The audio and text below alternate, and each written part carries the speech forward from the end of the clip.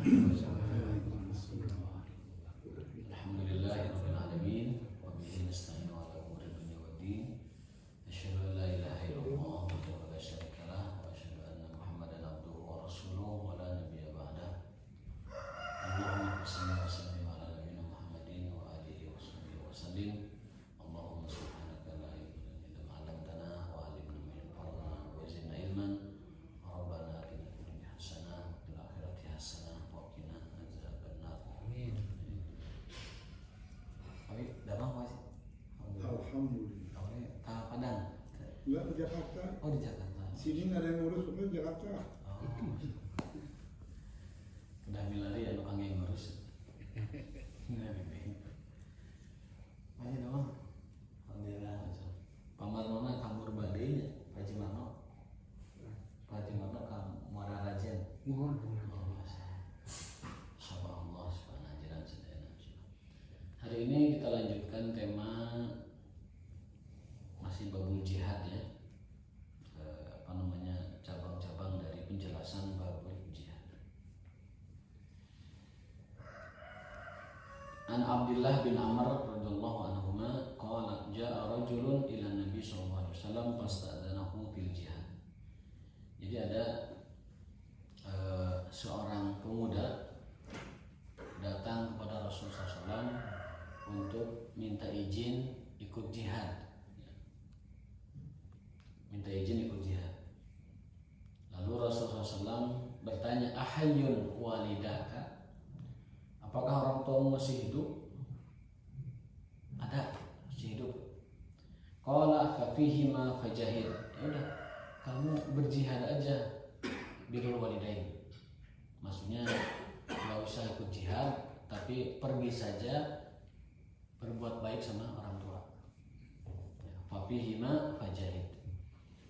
Hadis ini memberikan beberapa faedah ilmu kepada kita. Yang pertama, bahwa yang namanya jihad itu ada dua. Jihad itu ada dua. Ada jihad yang fardu ain, ada jihad yang fardu kifayah. Kapan jihad itu fardu ain? Jihad fardu ain itu dalam dua kondisi. Kondisi pertama adalah manakala ada mobilisasi dari umarok, dari pemimpin, ada mobilisasi jihad atau perang, maka itu fardu ain setiap muslim yang ada di tempat itu untuk berjihad. Jadi kalau pemerintah mengumumkan perang, maka seluruh warga negara wajib ikut serta. Siapapun pemimpinnya, bagaimanapun pemimpinnya. Bahkan kata sebuah hadis yang dijelaskan oleh para ulama, kurang lebih kesimpulannya, al jihadu madin ila yaumil qiyamah ma'a imamil muslimin fajirihim wasolihim. Bahwa jihad itu berlaku sampai hari kiamat, hukumnya fardu ain bersama pemimpin kaum muslimin, baik pemimpinnya orang baik maupun pemimpinnya tidak baik. Jadi kalau pemimpin, tapi kita mungkin konteks Indonesia itu presiden ya. Kalau presiden sudah mengumumkan perang, maka wajib seluruh warga negara untuk berjuang. Ya, itu kondisi pertama, fardu ain berjihad. Kondisi kedua, fardu ain berjihad itu manakala tanah air kita diserang musuh. Maka fardu ain seluruh warga negara yang ada di negara itu, di tanah air itu, untuk berjihad melawan agresor atau melawan penjajah. Kayak dulu ya, Belanda datang ke kita, itu fardu ain seluruh warga negara itu untuk mengusir penjajah. Maka dulu para ulama mengeluarkan namanya resolusi jihad. Hadratus Syekh Hasyim Asy'ari, ya, Mbah Hasyim Asy'ari pendiri NU itu mengeluarkan setelah rembuk bersama para tokoh ulama saat itu, namanya resolusi jihad untuk mengusir atau melawan agresi militer Belanda kedua di Surabaya waktu itu. Belanda kedua. Agresi kedua di Surabaya. Nah, itu kondisi kedua. Jadi jihad itu ada dua hukum, fardu ain, fardu kifayah. Nah, fardu ain itu dua kondisi. Pertama, pemimpin memaklumat atau mengumumkan perang, mobilisasi. Yang kedua adalah kita diserang musuh. Maka itu fardu ain. Maksud fardu ain itu siapapun yang ada di situ tidak perlu minta izin orang tuanya untuk pergi berjihad. Yang kedua, apapun kondisinya, baik dia punya hutang atau tidak punya hutang, tunaikan jihad terlebih dahulu. Itu namanya fardu ain. Nah, kalau sudah fardu ain, jihad itu wajib atas setiap jiwa muslim untuk berjihad, apapun kondisinya. Karena pertama pemerintah memobilisasi, yang kedua adalah karena kita diserang oleh musuh. Hukum yang kedua, jihad itu fardu kifayah. Fardu kifayah itu kewajibannya tidak dibebankan kepada setiap muslim. Jadi cukup beberapa orang aja yang berjihad. Misalnya kalau konteks Indonesia itu cukup tentara saja yang berjihad, rakyat tidak perlu ikut. Ya. Ataupun sebagian kaum muslimin saja, tapi tidak seluruhnya. Kapan jihad itu fardu kifayah? Jihad itu fardu kifayah kalau negara mengaturnya demikian. Jadi dia punya tentara organik, dia punya tentara reguler, dia tidak memaklumatkan perang semesta, perang seluruh begitu, maka itu jihad fardu kifayah. Kalau ada yang mau ikut jihad fardu kifayah ini, maka seorang anak wajib mendapatkan izin orang tuanya. Kalau ada orang mau ikut jihad fardu kifayah, seorang yang punya hutang wajib meminta izin kepada orang yang menghutanginya. Itu jihad fardu kifayah. Kapan jihad fardu kifayah? Kalau tidak fardu ain. Kalau tidak fardu ain seperti yang dijelaskan di awal tadi, maka jihad itu fardu kifayah. Kalau jihad fardu kifayah itu tidak ada kewajiban individu untuk mengikutinya. Tapi kalau mau ikut, maka harus izin orang tua. Yang kedua harus izin yang punya hutang, dan seterusnya dan seterusnya. Itu bedanya fardu kifayah dengan fardu ain. Nah, fardu kifayah itu secara kewajiban jika sudah ada yang melakukannya, maka itu gugur kewajiban dari seluruh masyarakat. Contoh adanya pemberontakan di beberapa wilayah di Indonesia, itu kan harus ditangani. Maka yang berjihad di sana cukup tentara saja, yang lain tidak kena kewajiban itu karena sudah ada yang melakukannya. Kenapa? Jihadnya fardu kifayah. Nanti kalau ada Belanda lagi datang ke kita, ya itu sudah fardu ain lagi, nanti kita ikut berjihad bersama pemerintah untuk bersama negara, ya bersama negara untuk mengusir penjajah. Jadi jihad itu tidak bertolak belakang dengan nasionalisme. Justru jihad itu menjaga dan menguatkan nasionalisme. Yang namanya hubul waton minal iman, mencintai tanah air adalah sebagian dari iman. Itu kata para ulama. Ya. Tidak dipertentangkan atau tidak bertolak belakang. Berikutnya,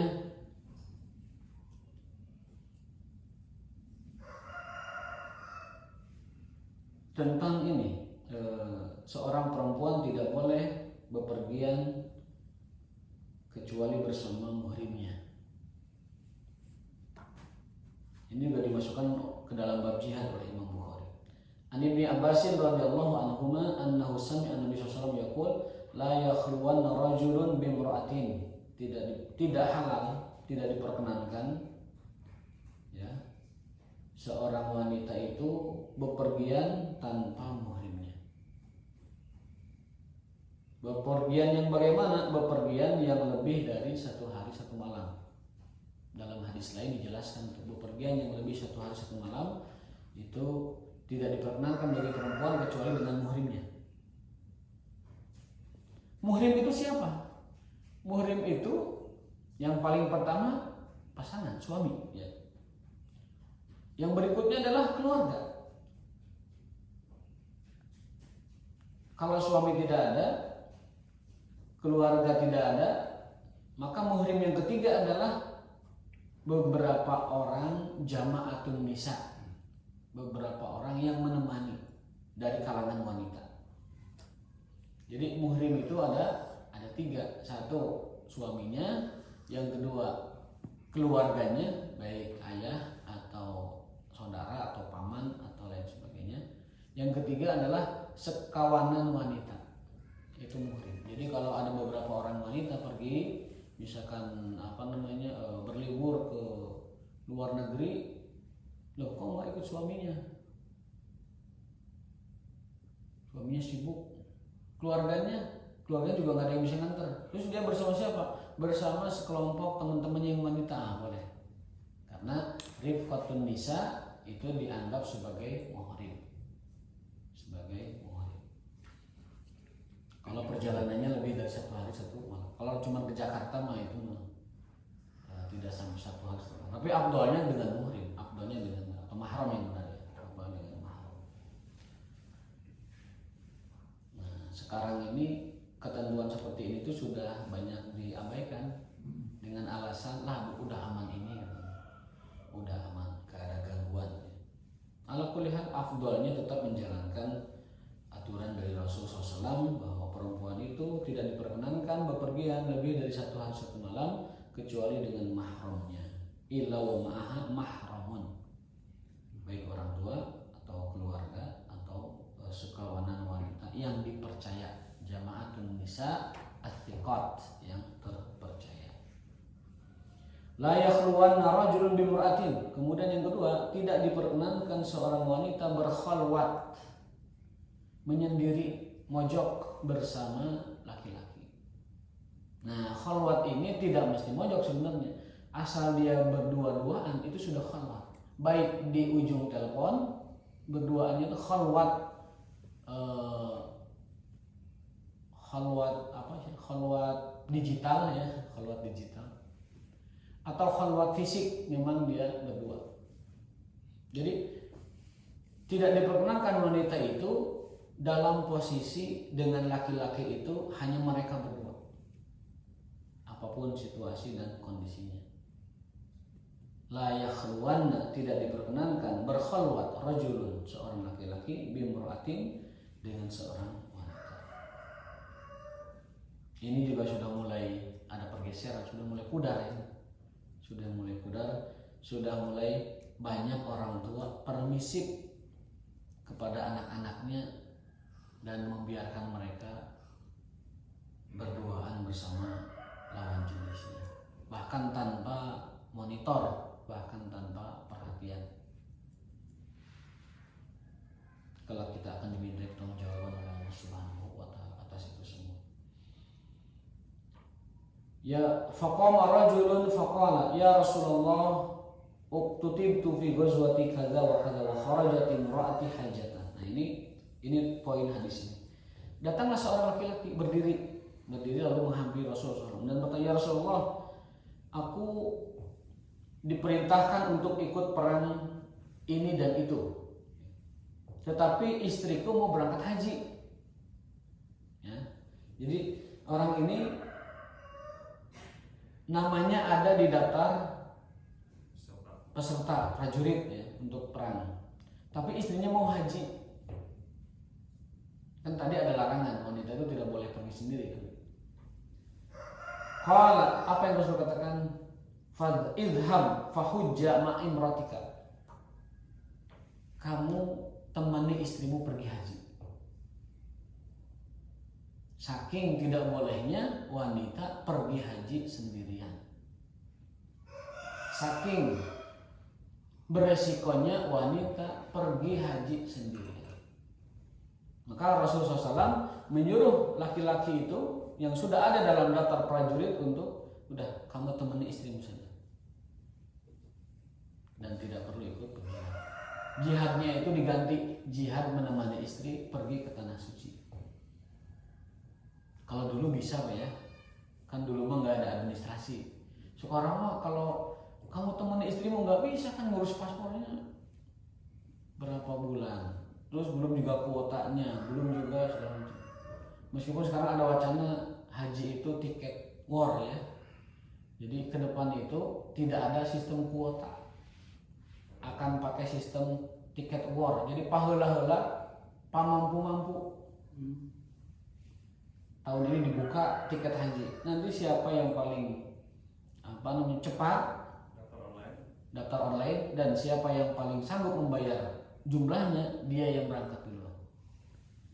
Itu diwacanakan oleh Kementerian Haji kita. Jadi diperlakukan seperti halnya tiket-tiket wisata. Jadi ya siapa cepat dan siapa yang paling mampu.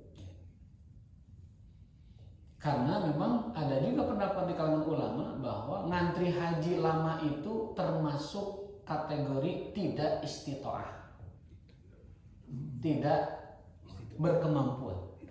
Jadi kalau dulu kemampuan, kan syarat haji itu mampu ya.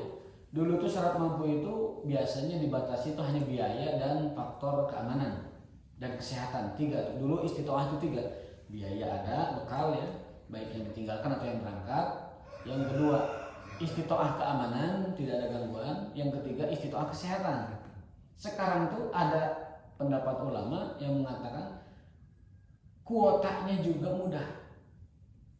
Jadi kalau sudah kuota daftar haji sampai 10 tahun, bahkan di suatu daerah itu ada yang 48 tahun Pak.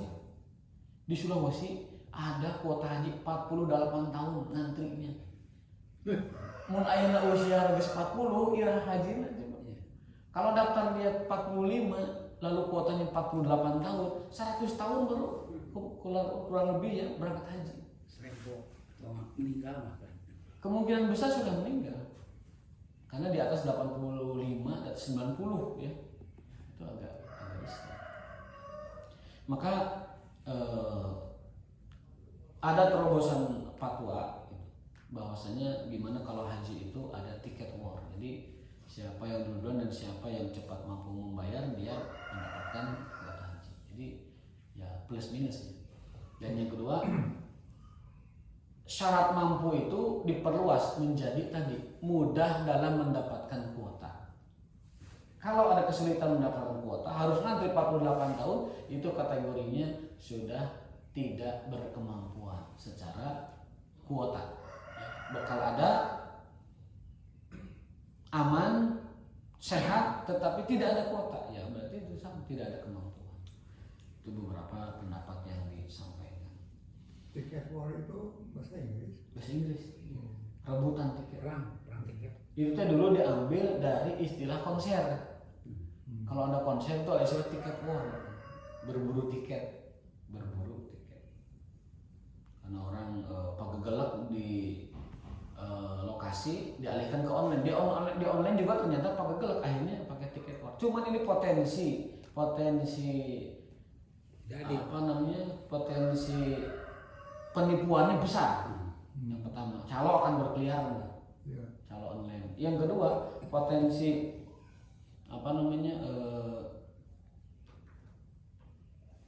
orang-orang awam yang di kampung yang tidak paham digital, ya pasti itu nggak kebagian.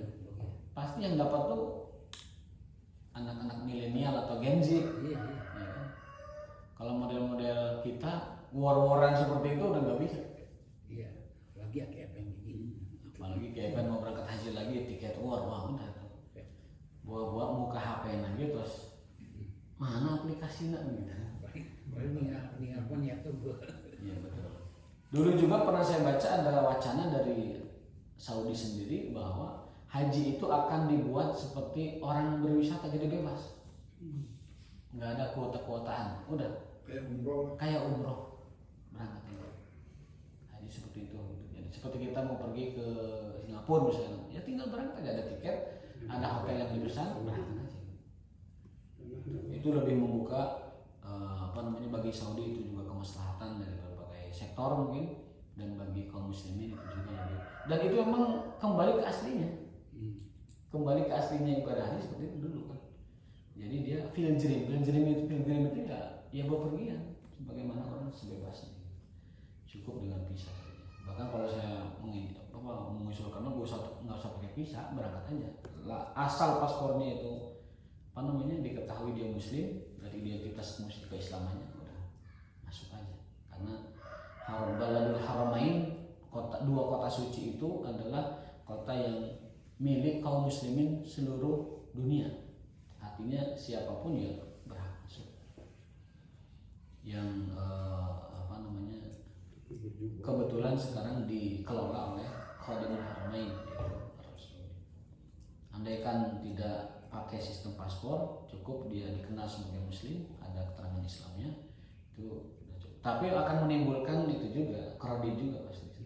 Karena jumlah kaum muslimin sudah hampir 2 miliar yang haji pada berminat, ya, akhirnya akan sulit. Wallahualam ya, itu kan baru wacana-wacana. Saudi mewacanakan bahwa pilgrim itu haji itu adalah bebas seperti orang berwisata, semua orang berhak dan tidak diatur-atur kuota serta paspor atau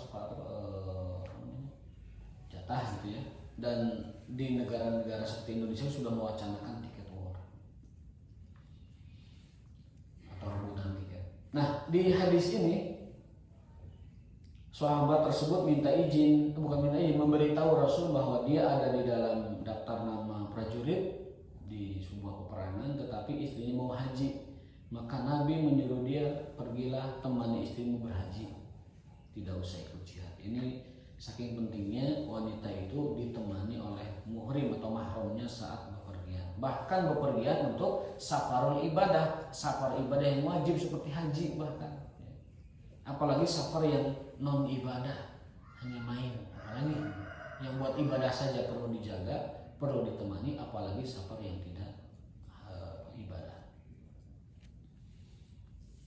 Tapi tadi harus dipegang, mahram itu ada tingkatannya tadi ya, keluarga, kemudian suami dulu, yang dua keluarga, yang ketiga sekawanan wanita yang dipercaya.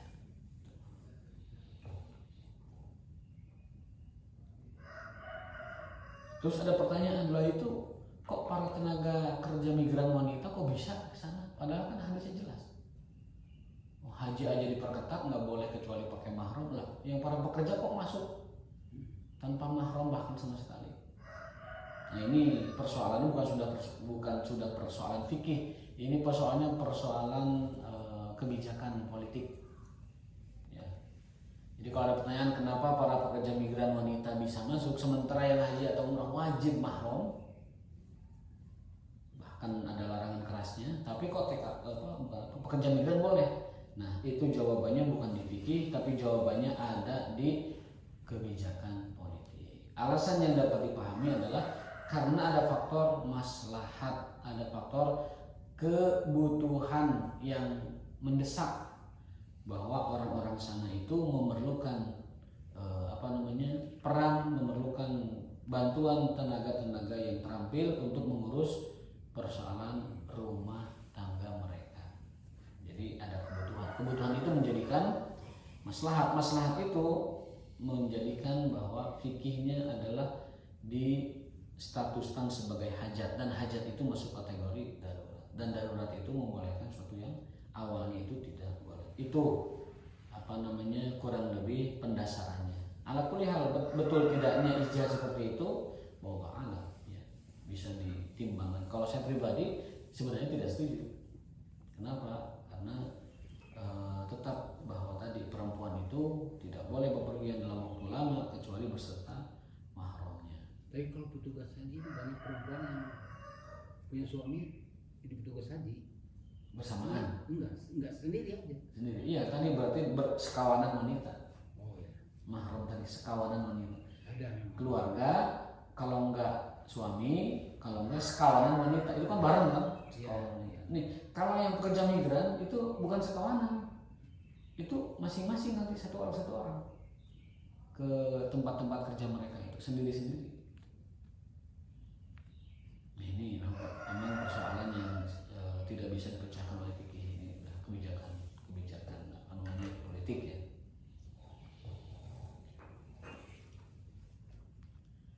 Nah, berikutnya ini hadis saya baru dengar juga ini hadisnya.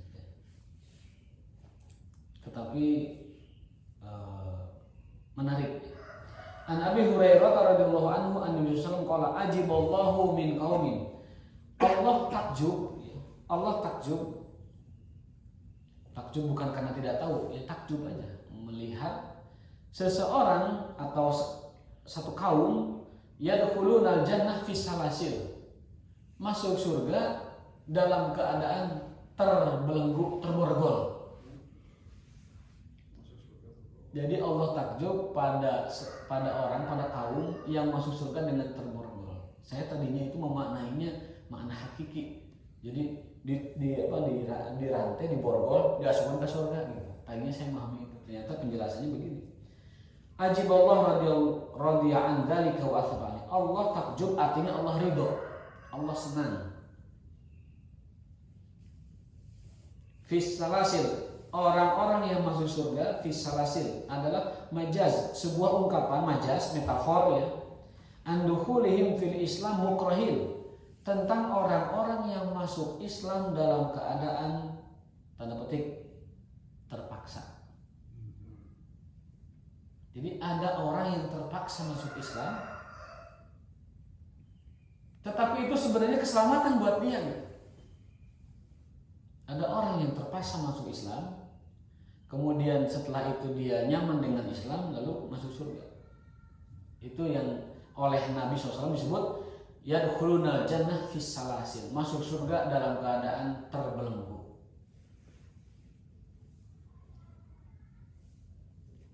Contohnya adalah kabilah-kabilah yang ditaklukkan oleh kaum muslimin, yang dibuka, yang dibebaskan oleh kaum muslimin.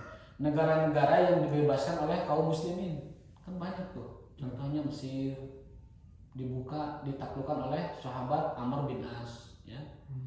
Kemudian Irak ditaklukkan oleh para sahabat, diantaranya adalah Ibnu Mas'ud, ya, Abu Ayyub al-Ansari dan lain sebagainya. Damaskus, Syam itu dibuka, ditaklukkan oleh pahlawan Islam siapa?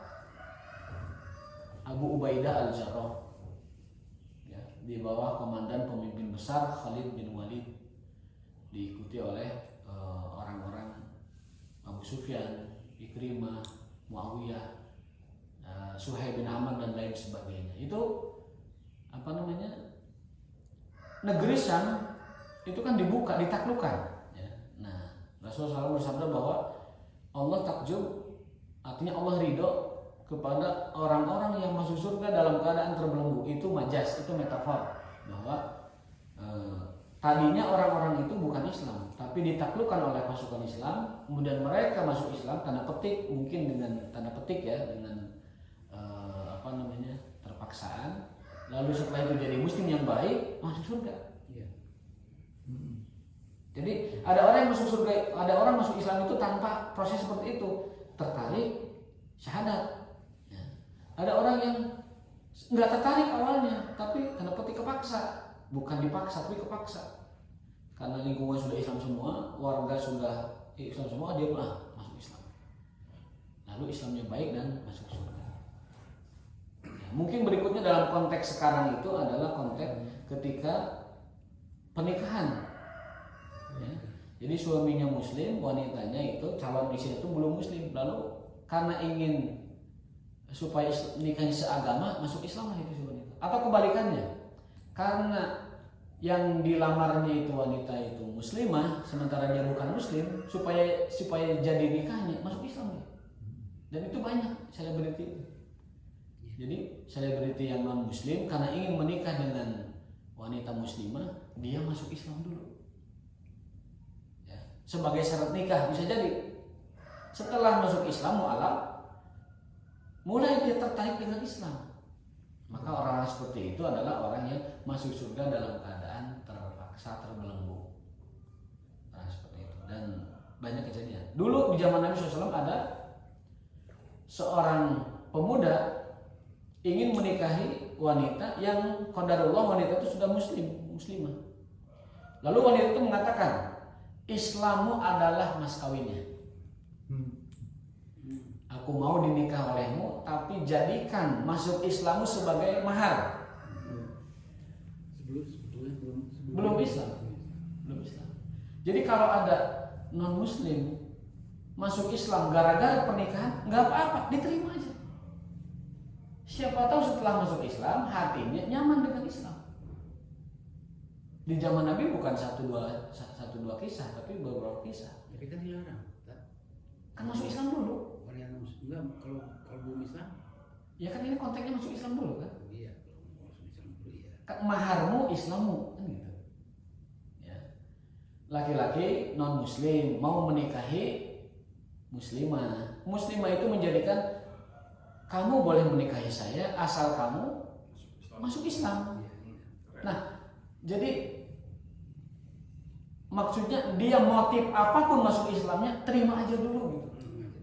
Terima aja dulu. Walaupun eta motif Islamnya jangan kawin hukul tenan masuk Islam aja dulu. Itu sudah buah keberkahan.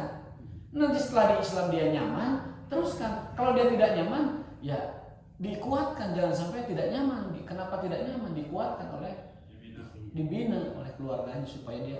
Bahkan zakat salah satu asnafnya mustahik zakat mal itu adalah mu'alaf supaya dia kuat dalam Islamnya. Kenapa kamu mau balik lagi ke agama kamu? Susah ekonomi. Oh sini kasih uang zakat. Kenapa kamu? Ini saya kasih motivasi. Jadi sampai dijadikan sebagai asnaf zakat, orang-orang seperti itu dikuatkan Islam. Di zaman Nabi ada wanita yang menjadikan mas kawin pernikahannya Islamnya laki-laki tersebut. Jadi wanita laki-lakinya kafir mau menikahi muslimah, tapi kata wanita itu stop, Islam dulu baru nikahi saya. Nah, dia Islam dulu. Nggak usah bayar mas kawinnya keislamannya. Bisa. Mas kawinnya masuk Islamnya bisa. Ya. Tidak perlu pakai emas, tidak perlu pakai baca Quran, nggak perlu. Yang penting kamu syahadat, itulah mahar saya. Jadi syahadat itu maharnya. Dan orang ini disebut di dalam sejarah Islamnya baik. Wah hasuna Islamu, dia Islamnya baik. Bahkan menjadi pahlawan Islam setelah itu. Itu kisah kedua itu kisah hijrah. Ada orang ikut hijrah ke Madinah tapi niatnya ingin menikah di sana. Oleh Nabi tidak disalahkan, cuma disebutkan yang hijrahnya karena Allah dia dapat pahala dari Allah. Yang hijrahnya karena dunia atau perempuan yang dinikahinya, maka dia tidak dapat apa-apa dari Allah, tapi dia mendapatkan dunia dan wanitanya itu. Oleh Nabi tidak dilarang, tetapi ya afdolnya jihad itu hijrah itu karena Allah. Soal pertanyaan tadi. Baik, silakan. Ke isu tiket war tadi itu, kan mungkin idealnya ini ya harus habiskan dulu yang daftar sekarang. Ya. Biasanya ada yang sudah belasan tahun ngantri, Betul. tiba-tiba dia harus akhirnya duluan beli tiket katakanlah daftar haji. Yang kedua, ya duit yang sudah mendapat triliunan itu sudah full. Kayaknya itu nggak koordinasi dengan Menteri Keuangan deh itu, karena untuk mengembalikan duit triliunan dalam kondisi sekarang, kayaknya sih berat juga itu. Betul. Jadi dana abadi haji kita itu kurang lebih dulu ya tahun 2005 itu 13 triliun. 2005. 2005. Kalau sekarang mungkin sudah bisa 20 triliun dana abadi. Artinya dana para calon jemaah yang disimpan di rekening Kemenang itu, dulu Kemenang sekarang mungkin Kemenang Haji ya, itu 20 triliun. Jadi kalau diambil deposito syariahnya saja dari 20 triliun itu ratusan miliar itu. Bahkan mungkin bisa untuk mencukupi, karena saya pernah ikut BIMTEK ya, ikut BIMTEK petugas haji dulu di Konsulat Jenderal RI di Jeddah. Itu ada penjelasan dari kepala BUH namanya Badan Urusan Haji, bahwa gaji-gaji para pekerja petugas haji itu dari deposito syariah dana ibadah haji. Jadi tidak mengeluarkan dari APBN haji yang buat anggaran tahun itu haji, tapi dari deposito syariahnya, namanya murabahan untuk menggaji para depot tetap dia masukin ke APBN sih. Iya, ke APBN dulu, itu untuk menggaji pegawai. Ya, jadi masuk ke APBN dulu, kemudian nomenklaturnya gaji petugas haji gitu. Jadi masuk ke APBN dulu jelas. Tidak langsung dicairkan dari murabah itu nggak bisa, karena politik keuangan negara nggak begitu. Jadi masuk dulu ke APBN lalu dicairkan sebagai dana petugas haji.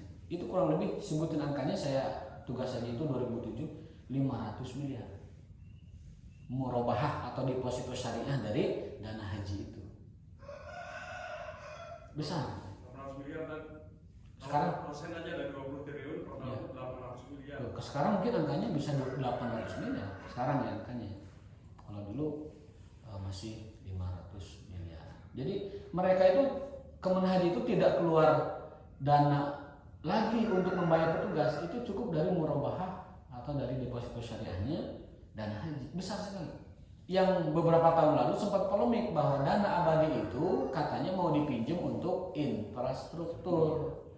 Undang-undang membolehkan, tetapi secara fikih itu masih polemik karena itu dana amanah. Ada yang berpendapat boleh asal ada jaminan kelak ketika ada pemberangkatan wajib tidak boleh ada gangguan ya, atau ketika ada wajib langsung ditambal. Tetapi ada yang mengatakan bahwa itu amanah harus seizin yang memberi amanahnya, minta izin dulu tuh sama para nasabah, para pendaftar. Itu juga susah. Ala kulli hal, kalau memang sudah kebijakannya begitu ya silakan saja.